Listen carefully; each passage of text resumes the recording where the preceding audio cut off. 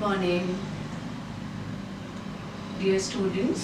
Last lecture में हम लोग ने प्लानिंग के ऑब्जेक्टिव्स डिस्कस किए थे, economic objective, social objectives, political objectives. उसी के कंटिन्यूएशन में आज हम पढ़ेंगे techniques and methodology of planning. Technique और मेथोडोलॉजी का मतलब किस तरीके से या किस तकनीक से किसी भी कंट्री में प्लान फॉर्मुलेट किया जाता है, बनाया जाता है। हम क्योंकि इंडिया में हम प्लानिंग मेथड अडॉप्ट किया हुआ है अपने डेवलपमेंट का, तो हम कैसे प्लानिंग के रेफरेंस में भी और इन जनरल भी कोई भी प्लान फॉर्मुलेट करते हैं तो उसकी टेक्निक या तकनीक क्या होती है। सबसे पहली बात आती है इसमें हम ऑब्जेक्टिव्स की बात करते हैं। ऑब्जेक्टिव्स क्या होते हैं, उद्देश्य क्या होते हैं कि एक ऐसे उद्देश्य जो हम तय करते हैं अपने योजना के माध्यम से। किसी भी प्लान को बनाने की सबसे फर्स्ट स्टेप आता है उद्देश्यों का निर्धारण करना। उद्देश्य क्यों निर्धारित करने, क्योंकि तो अनलिमिटेड है। इकोनॉमिक डेवलपमेंट का प्रोसेस तो बिल्कुल चलता जाता है, वो तो अनलिमिटेड है। इसलिए सीमा में या एक लिमिट में हमको तय करना होगा कि हम क्या चाहते हैं, क्या उद्देश्य पूरा करना चाहते हैं। क्योंकि इतना विस्तृत एरिया अर्थव्यवस्था का है, चाहे अपन किसी भी रूप में लें, चाहे हम स्पेस रिसर्च की बात करें, इंडस्ट्रियल डेवलपमेंट की बात करें, कंज्यूमर डेवलपमेंट की बात करें, किसी भी रूप में करें, तो किसी भी प्लान को बनाने में हमें सबसे पहले क्या तय करना है, ऑब्जेक्टिव्स तय करने, उद्देश्य तय करने, एक फ्रेमवर्क बनाना है, ढांचा तैयार करते हैं, उसमें कुछ तय करते हैं अपने उद्देश्य। उद्देश्य का मतलब जिनको अपन को अचीव करना है, जिनको प्राप्त करना है, तो वो उद्देश्य कहलाते हैं। यानी एक अपन तय करते हैं अपना एक क्या हमें क्या उद्देश्य प्राप्त, क्या अचीव करना है, क्या प्राप्त करना है। जैसे शिक्षा के क्षेत्र में हम कहते हैं प्राथमिक शिक्षा के स्तर को ऊंचा उठाना है, तो उद्देश्य क्या बनेगा कि प्राथमिक शिक्षा के क्षेत्र में इस प्लान में क्या करना है। फर्स्ट 5 ईयर प्लान बनाया गया तो हमने कृषि क्षेत्र को चुना कि कृषि क्षेत्र में उत्पादन बढ़ाना है, क्योंकि हमारे देश में बहुत जनसंख्या तो ग्रामीण जनसंख्या है, पर कृषि क्षेत्र में उत्पादन नहीं था, मानसून आधारित अर्थव्यवस्था है। तो पहले प्लान में अपन ने जो उद्देश्य लिए वो कृषि आधारित लिए। कृषि तो इस किसी भी एरिया में अपने को आगे बढ़ना है तो उसके ऑब्जेक्टिव्स हम लोग तय करते हैं। सेकंड आता है प्लान टारगेट्स। जब आपने फर्स्ट उद्देश्य तय कर लिया तो उद्देश्यों को क्वांटिफाई करना। क्वांटिफाई करना मतलब उनको संख्यात्मक रूप से कन्वर्ट करना। उद्देश्य तो अपने आप में एक ब्रॉड फ्रेमवर्क है कि हमको यहाँ ये उद्देश्य हमने तय किया, पर जब वो उद्देश्य तय हो जाते हैं तो प्लान टारगेट्स कैसे बन जाते हैं, वो उसमें से भी सिलेक्ट होकर के हम उसको क्वांटिफाई करते हैं, संख्यात्मक रूप में तय कर लेते हैं। अब शिक्षा के क्षेत्र में कह रहे हैं अपन, तो शिक्षा के क्षेत्र में अपन ने क्या किया कि कितने लाख लोगों को शिक्षित करना है, ये हमारा एक टारगेट हो गया, लक्ष्य में कन्वर्ट हो गया। अब लक्ष्य क्या हो सकता है, फाइनेंशियल भी हो सकता है, फिजिकल भी हो सकता है। फाइनेंशियल का मतलब हो गया वित्तीय रूप में तय करना कि इतने करोड़ रुपए हम शिक्षा पे खर्च करेंगे। फिजिकल का मतलब इतने लाख लोगों को हम शिक्षित करेंगे। तो फिजिकल टारगेट हो सकता है, फाइनेंशियल। तो उद्देश्य तो आपके ब्रॉड नेटवर्क होता है, ब्रॉड फ्रेमवर्क तैयार होता है, और उसको जब अपन संख्यात्मक रूप में परिवर्तित कर देते हैं, क्वांटिफाई कर देते हैं, तो वो क्या बन जाते हैं, लक्ष्य। हमारा उद्देश्य योजना में लक्ष्यों को प्राप्त करने की तरफ आगे बढ़ता है। तो योजना बनाते हैं, उसमें उद्देश्य निर्धारित करते हैं, फिर उनको लक्ष्यों में परिवर्तित करते हैं। तीसरी बात आती है डिटर्मिनेशन ऑफ ग्रोथ रेट। यानी हम तय करते हैं, क्योंकि कोई भी चीज़ अनडिसाइडेड या इनडेफिनेट नहीं हो सकती, तो हम अपने आप में ही लेकर चलते हैं। जैसे अभी हमारा बहुत स्लो डाउन हो गया, कोरोना पीरियड में इकोनॉमी में स्लैक सीजन आ गया, या रिसेशन आ गया, या डाउनफॉल आ गया है, तो अब जो योजना बनाएंगे हम ये तय करेंगे कि हम उसकी ग्रोथ रेट कितनी रखें, क्योंकि जो अचीव कर सकें, फिजिबिलिटी क्या है, उसकी शोधन क्षमता क्या है, वास्तव में हम कितना वृद्धि की दर अर्थव्यवस्था की चाहते हैं, उसका डिटर्मिनेशन हम करते हैं। तो कहलाता है वो निश्चित करना, तय करना कि हमारी ग्रोथ रेट क्या होनी चाहिए। चौथी बात आती है इन्वेस्टमेंट तय करना। हर एरिया में, शिक्षा के क्षेत्र में, मेडिकल के क्षेत्र में, उद्योग धंधों के लिए, उपभोग के क्षेत्र में सरकार कितना इन्वेस्टमेंट करेगी उस प्लान में, ये फिर तय किया जाता है।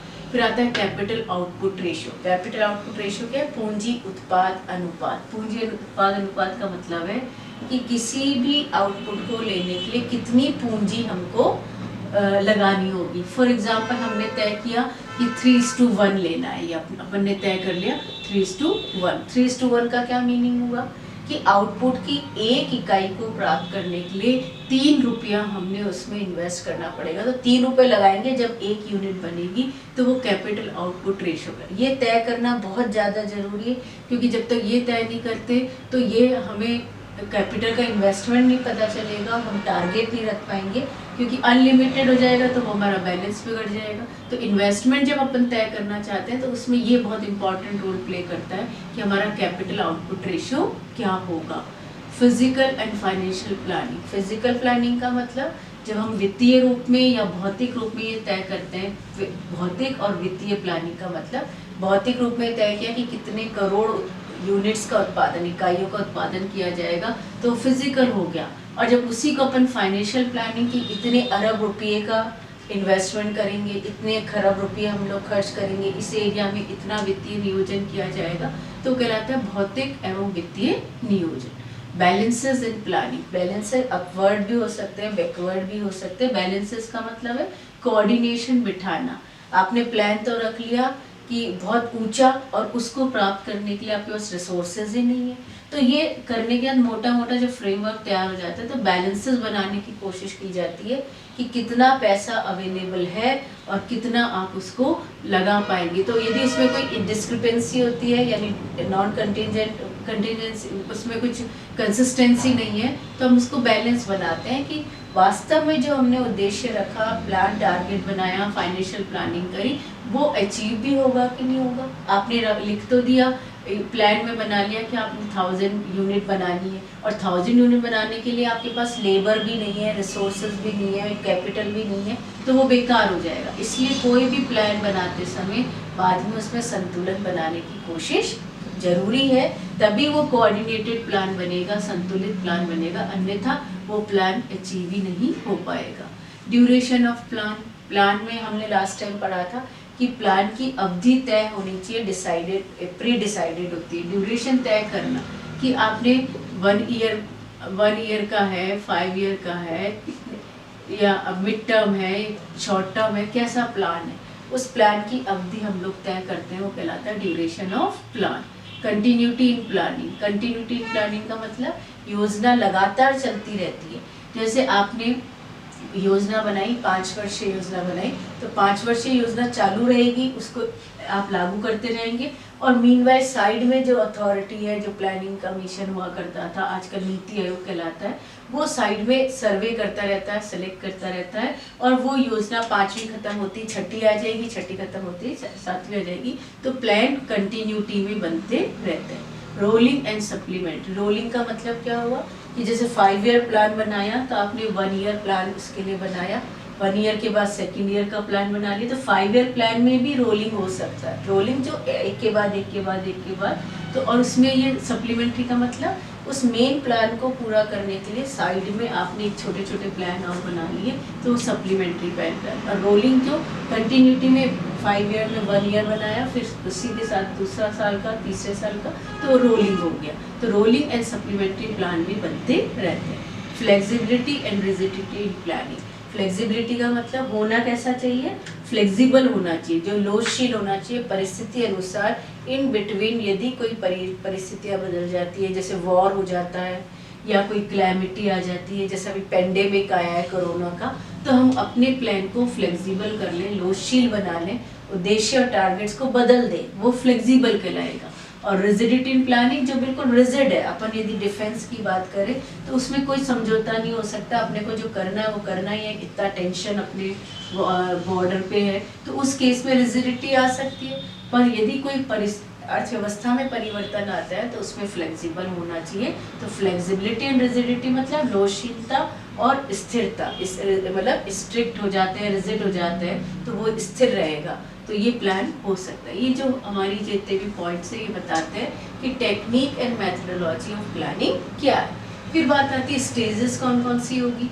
स्टेजेस का मतलब है कि फॉर्मुलेशन, सबसे पहले अपन ने इस टेक्निक से इसको फॉर्मुलेट किया, बनाया, निर्माणी प्रक्रिया की है, तो वो फॉर्मुलेट हो गया। उसके बाद वो कहाँ जाता है, लोकसभा में, राज्यसभा में, उस पर डिस्कशन होते हैं और गवर्नमेंट उसको अडॉप्ट करती है, अप्रूवल हो जाती है जब अपने देश में लोकतांत्रिक व्यवस्था के अनुसार, तो उसको अडॉप्ट किया जाता है और वो उद्देश्य और टारगेट्स स्टेट्स को भी दिए जाते हैं या जो नीचे की अथॉरिटी है उनको दिए जाते हैं तो कहलाता है एडॉप्शन।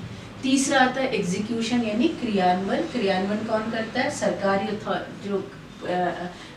सरकारी जो प्रक्रिया है, सरकार के विभिन्न विभाग है, स्टेट गवर्नमेंट्स हैं या यूनियन टेरिटरीज है, पूरे देश की जो सरकारी तंत्र है उसके द्वारा उसको एग्जीक्यूट किया जाता है नीचे के लेवल पे, तो वो क्रियान्वयन कहलाता है। और चौथी बात आती है सुपरविजन। सुपरविजन मतलब लगातार उस पर एक निगरानी भी रखी जाती है, उस पर सुपरवाइज किया जाता है, उसको निगरानी कि हम कितना वास्तव में अचीव कर रहे हैं उसकी रिपोर्टिंग हो जाती है। तो फॉलोअप और मॉनिटरिंग सुपरविजन के बाद हम लोग उसमें लगातार करते हैं। तो this is all about technique, methodology and stages of planning. Thank you.